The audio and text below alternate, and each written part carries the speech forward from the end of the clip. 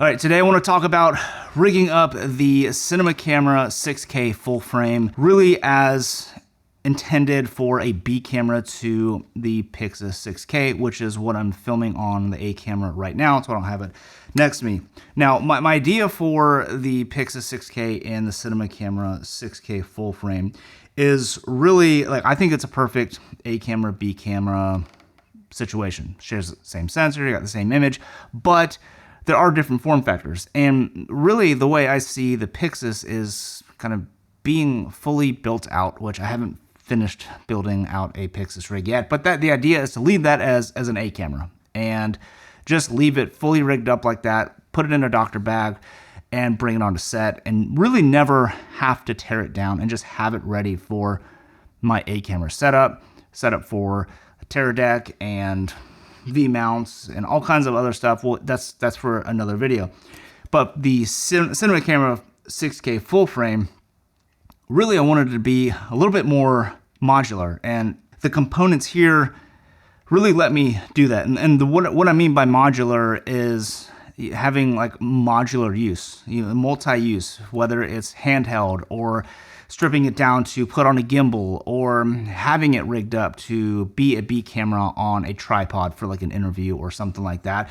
And so where the Bmcc is going to kind of live in its own rig, pretty much kind of how I have my Komodo X, like it really hasn't changed all that much. Whereas this camera right here, the components here kind of allow me to kind of build it up or tear it down really quickly and to move to a different setup for whatever the case may be. So if that interests you, let's hang out. If you just like watching gear build videos, then let's hang out.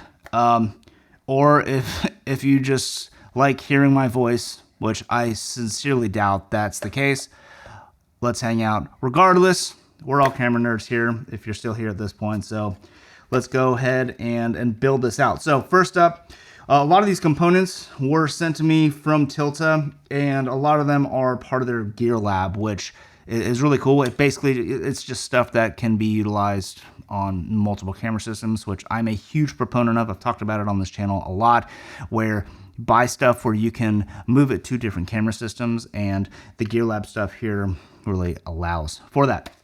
So first up, we have a cage. This is kind of the first thing that you really need to have for any kind of rigging up a camera, especially with the cinema camera, the way the form factor it is. Starting out with a cage, this is the full cage from Tilta, and this is really going to live on here for the most part. The only time I would really want to take it off is if I'm going out in just out in town and just getting shots around town and want to attract as little attention to me as possible. I would take this cage off. It's just 3 screws. I got a top screw and then the 2 bottom screws here on the base. That way it just brings less attention to me. I mean, this is in a world of mirrorless cameras where cameras are really little. This is a pretty big camera, so it definitely will catch the eye of somebody more so than a mirrorless camera or an iPhone or something. And then having a cage on here just makes it look even more video-y, and people always out in public just get really weird and nervous around video camera. So that's really the only reason I would take it off. Otherwise, I would leave it on. What I like about it is it's got an Arca plate here on the bottom, and that's great because it can, this really allows me, this is kind of the core of it, allows me to move from tripod and obviously handheld, from tripod to gimbal super easily, and that's really helpful, especially if you're doing one-man band stuff. That makes for a much more efficient process on set, switching over to different setups. Right here, I have the Sigma MC21 adapter. This is to allow me to use EF lenses, which right here, probably my favorite lenses to use with the cinema camera or the Blackmagic cameras in general, the Leica R's.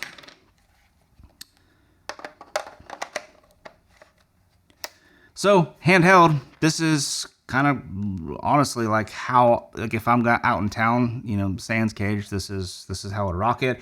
And I'd probably run a variable ND filter. This one in particular is by Bmcc. It's their true color one. It's pretty good filter. Doesn't have as gnarly of a color cast as like the Polar Pro ones or stuff like that. But a lot of times I like to run a matte box. And this one is by Tilta. This one I actually purchased with my own money. It's a super simple matte box. It just clamps on with the adapter ring, clamps on right on the front.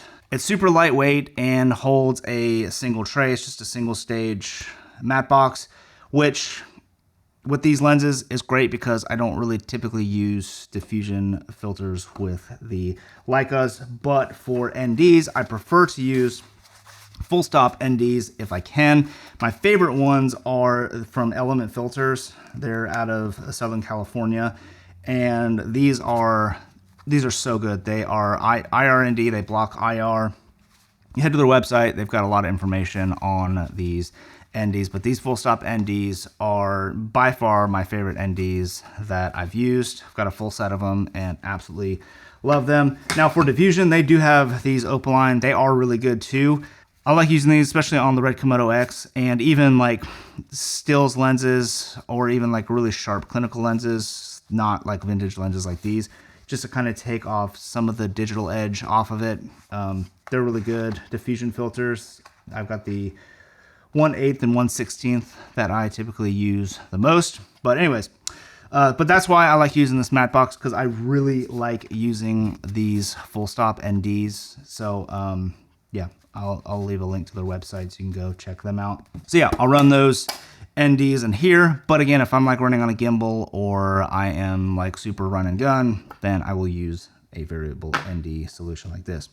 All right, so we got lens attached. We've got matte box attached. It's great for holding a filter as well as blocking any flares or anything like that. So matte boxes are obviously great. So we've got this Arca here, Arca plate on the bottom, and that's going to marry up to this base plate right here. This is really cool. You're able to adjust the height of it depending on the rig that you have, which is really nice. And it just marries up to the Arca plate that's on the bottom of the cage right here. So that's really great. And then I've just got these carbon rails, carbon fiber rails, super lightweight. And that allows you to put something like a follow focus, which I'm a huge fan of this little Nano 2 follow focus. I was just using it last night on a shoot on a different camera system on my Komodo X with a Canon 25 to 250, and this follow focus handled it like an absolute champ. And yeah, it's just a great little follow focus, and the motor is just super small, and since it's wireless, it's great. So now the base plate has a dovetail on it, and that's what this plate is for right here. So it just slides on right here, and then it locks on using this little lever.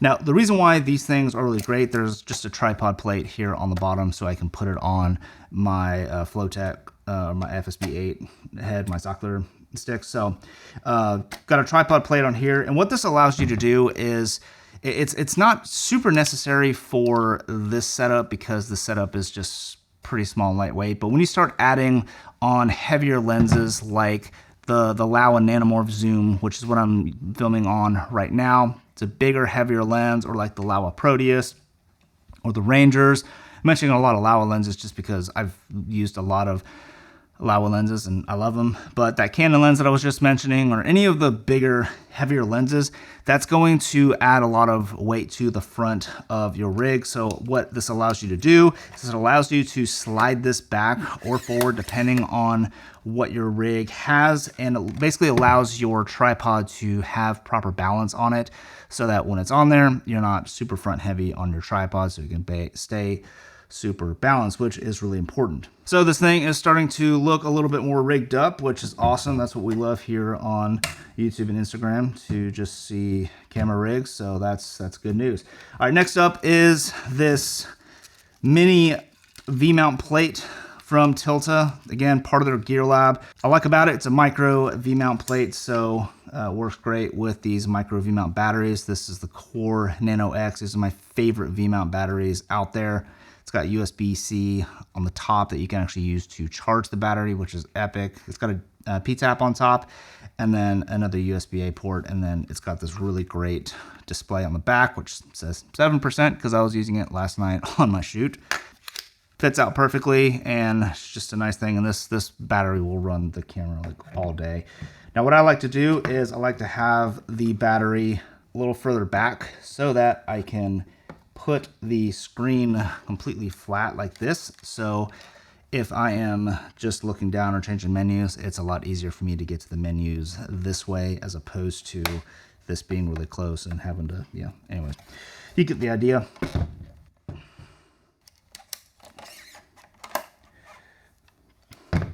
See, perfect example why that dovetail plate's nice. Now it's balanced on the tabletop. So this plate has a P-tap on either side and then a 2-pin LEMO on either side. So I like to power things with LEMO if I can, as opposed to D-tap. It's just, I just prefer the connection. So this will go to the monitor, and then this P-tap will be used to power the camera. Now as for the monitor, I'm a huge fan of small HD monitors. I've had this 702 Touch for years now, and it's been a great monitor. It's my favorite monitor that I've ever had. Anyways, that's all I'm gonna say about that. So I'm just gonna use this little 1/4 to 1/4 monitor mount here. This is great. They've got this little tightening knob here on the side, which is really nice, so that you don't have to worry about going to find like some kind of Allen key or something like that while you're in the middle of a shoot. And I've had these that, not Tilta ones, but I think they were, I can't remember who made it, but it would eventually just completely give out. And if you don't have your like red tool or an Allen key on you, then it becomes kind of a useless monitor mount, and it's super annoying. So there's two schools of thought when building this out, and it just kind of depends on how the shoot is going to go, if this is going to be used a lot for handheld or what. Typically, if I'm going to do handheld, I'm going to use the heavier Pixis rig. So what I like to do a lot of times, honestly, is just run the monitor directly on the camera like this. And this just allows me, like if I'm doing interviews or something and I need to have a look at the screen, I can just move it over like that and then be able to see it. Or if I'm setting up an interview solo, I can flip the monitor around and kind of get an idea of framing and all that if I don't have like a production monitor with me. So that's just kind of why I like having it here. And I feel like it just kind of sits a little bit lower than if it were on a top handle. But like I said, this is the Xeno top handle, again from their Gear Lab. It's just, this is the 1/4 one, which would work perfectly fine on this cage. But this is another one of those things where, like, if I'm not going to be doing a lot of handheld stuff, then I'll probably just leave this out and not have the top handle, and then take the monitor off really easy if I move it over to gimbal. And then just connect an HDMI. And if you've seen my channel before, you know I like to label a lot of my cables and stuff just with like yellow electrical tape, just because when I'm on set, just like last night we had a shoot and I had my cables with yellow electrical tape and I just knew exactly what was mine. There was one cable that did not have yellow electrical tape because I forgot to put it on there, and I let somebody else use it, and lo and behold, they ended up texting me this morning and said, I totally have your cable, sorry.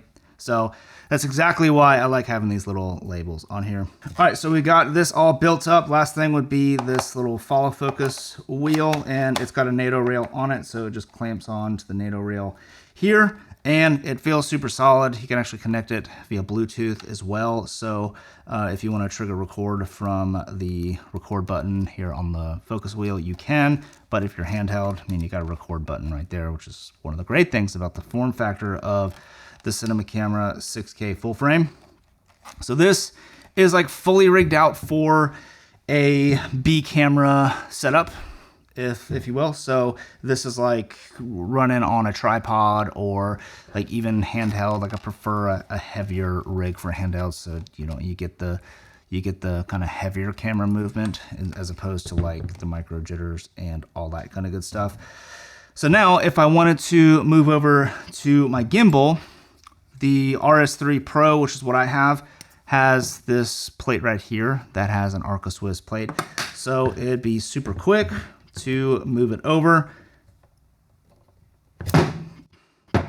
Cool thing is with this D-tap, it's charging the battery while you are plugged in to D-tap. Unplug.